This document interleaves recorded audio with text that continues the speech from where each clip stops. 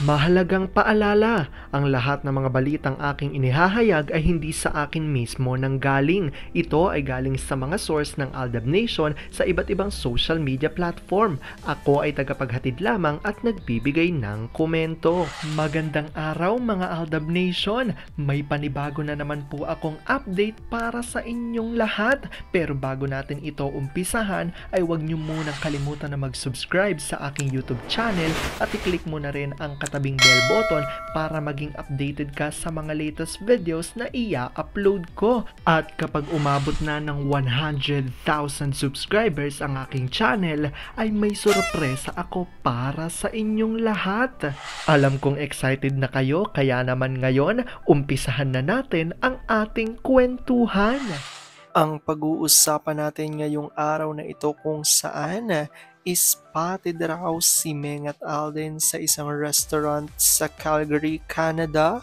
Alden, mas inuuna pa raw si Meng na asikasuhin kesa sa taping ng kanyang movie na HLG. Kaya naman pala trending na naman ang main chart sa mga social medias at ang management nga raw ni Alden ay tila walang magawa. Gaano nga ba ito katotoo at may sapat nga bang ebidensya makakapagpatunay rito? Well, yan ho ang ating alamin at pag-uusapan niya yung araw na ito. Pero bago ho yan, ay bibitinin ko muna kayo ng kaunting-kaunti lamang kung saan magbasa muna tayo ng mga nakakatuwang post ni My name is Theo01 sa Twitter. Kaya naman wag na natin patagalin pa at sabi niya sa kanyang tweet, isked ni A, pagdating sa abroad, every night, LM with M. Every rest day, LM with M. Every day gagala ang mag-ina kahit sa nila gusto. Shopping galore, every break time, LM with M. Or quickie lang, weekend 24/7 LM with M. Pag sobrang lamig, non-stop LM. Ganun lang po ka-basic ang gagawin ni A. Paalala lang lagi ni M kay A pag nawawala na to sa sarili during LM. Maliit pa si baby. Dahan-dahan lang at kaunting ingat naman. Totoo, sabi ng mga butige sa kisame, parang halimaw daw si A sa kama pag nag-LM sila ni M. Chismis lang naman, araro kong araro daw tong si A, hindi na tumaba yung isa. Yun bang kasama mong topakin mo, mister? Tapos may biglang kakilala na nakipag-usap sa'yo dahil sa lalim ng topic nyo? May sinabi si mister na hindi mo napansin kaya biglang nagsalubong ang kilay. Panay na hapit sa bewang sa kalihim na kalabit. Plastic nung ngiti Nag-excuse na agad si Mrs. sa kausap. Alam ko tuwan-tuwa ako kay sa ating binasa pero ngayon pag-uusapan na natin ang ating main topic. Oops! Wait lang, saglit lang to. May ipapaalala lang ako para sa mga bago pa lang sa aking channel. Huwag niyong kalimutan na mag-subscribe sa aking YouTube channel at i-click niyo na rin ang notification bell para lagi kayong updated sa mga latest videos na i-upload ko at para maging parte na rin kayo ng aking Fanatics channel family. Well, alam kong super excited na kayo sa ating kwentuhan, kaya naman dumako na tayo sa ating main topic. Gaano nga ba katotoo na spotted si Meng at Alden sa isang restaurant sa Calgary, Canada? Alden, mas inuuna pa raw si Meng kesa sa taping ng movie niyang HLG at ang management nga raw ay walang magawa kay Alden. Kaya naman pala ilang araw ng trending ang May chart. Gaano nga ba ito katotoo at may sapat nga bang ebidensya makakapagpatunay rito?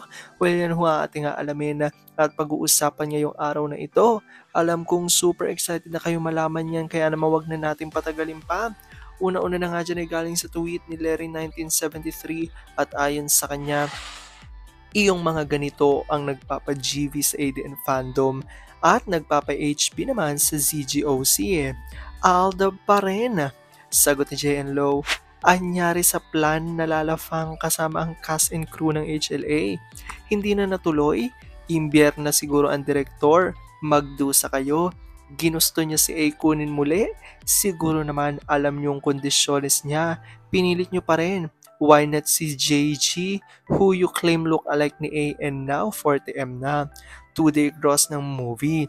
At ang sagot ni Larry, 40.M na langaw at vacant seats sa November, ganyan din ang senaryo.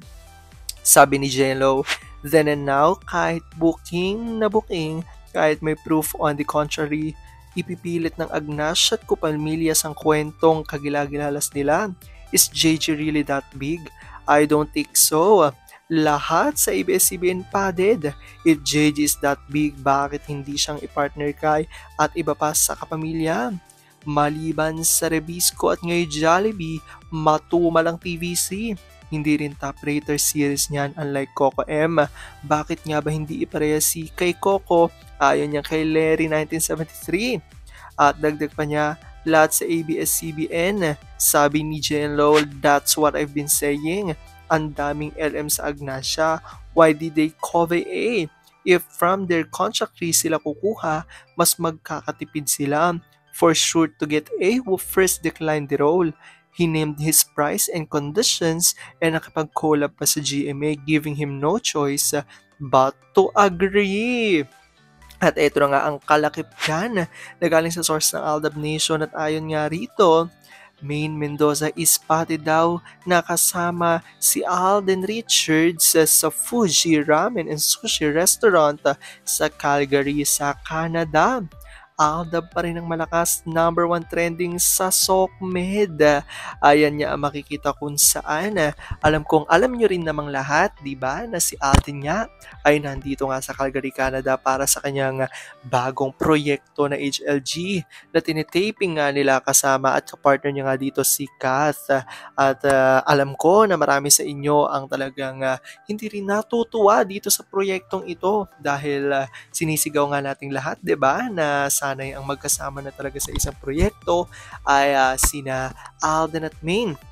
Pero sabi nga dito sa mga lumalabas ngayon na kasama nga raw si Meng dito nga sa ibang bansa ni Alden at imbis nga raw na mag-focus si Alden dito sa ginagawa nilang movie ni Kath ay tila parang hindi makapag-focus dahil kasama nga si Meng at si Meng na lang ang laging inaasikaso. Kaya naman natatawa ang ilan sa mga Aldab Nation, lalo na ang mga TBA din ng mga source dahil ginusto nyo yan, di ba? Ika nga nila sa management ng kapamilya na ginusto nyo yan, nabigyan ulit ng project si Alden at kunin si Alden at ipareha kay Kath. So tiisin nyo kung ano man ang mga gustong gawin ni Alden at kung sino man ang mga taong gusto niyang isama, which is si Meng nga raw ang kasama rito. And sabi nga ng ilan pa sa mga Aldab Nation, kung medyo nahihirapan na kayo, dapat hindi na si Alden ang kinuha nyo. Dapat ay kinuha nyo na lang ang ka-look-alike niya. Diba? Dito nga sa Kapamilya Station. And dahil dito, marami ang mga Aldab Nation ang natutuwa dahil kahit na ganung parang may halo nga raw di umano na sarsuela yung ginagawa na movie ni Alden ay hindi pa rin mawala-wala sa kanyang hindi pa rin nawawala ang pagiging hands-on, di ba, ni Alden sa kanya di umano yung wifey nga na si Meng.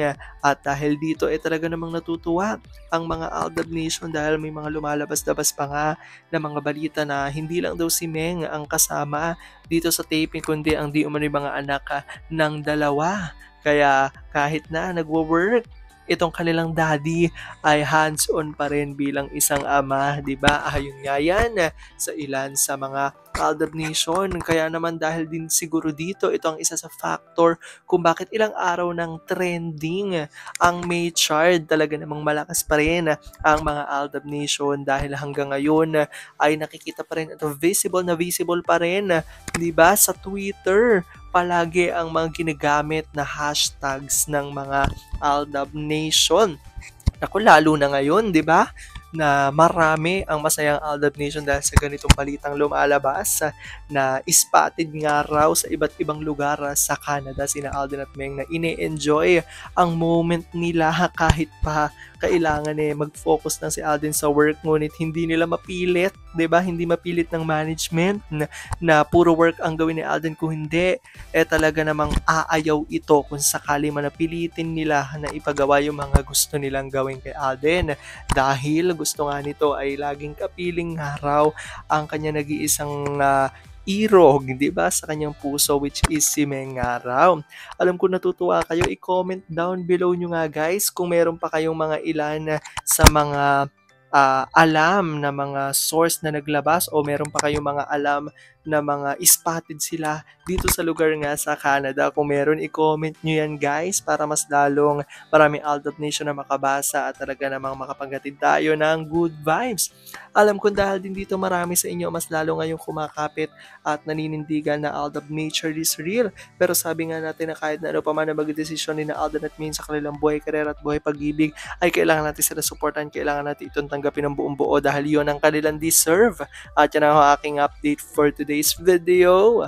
Maraming salamat sa panonood at pagtapos sa videong ito. Kung nakapag-subscribe ka na, welcome sa Fanatics Channel family. Kung hindi pa naman, huwag ka nang mahiya. Mag-subscribe ka na. Pindutin mo na yan. I-click mo na rin ang katabing bell button para makatanggap ka ng notification kapag may bagong update para sa iyo. Para naman sa parte na ng aking pamilya, punta lang sa aking channel at i-click ang videos para mapanood mo at malaman mo pa ang mga nakaka-good vibes at nakakakilig na fresh news about Maychard. Muli, ako ho ang inyong lingkod na patuloy na maghahatid ng good vibes every day. Thank you mga Aldab Nation. Ingat!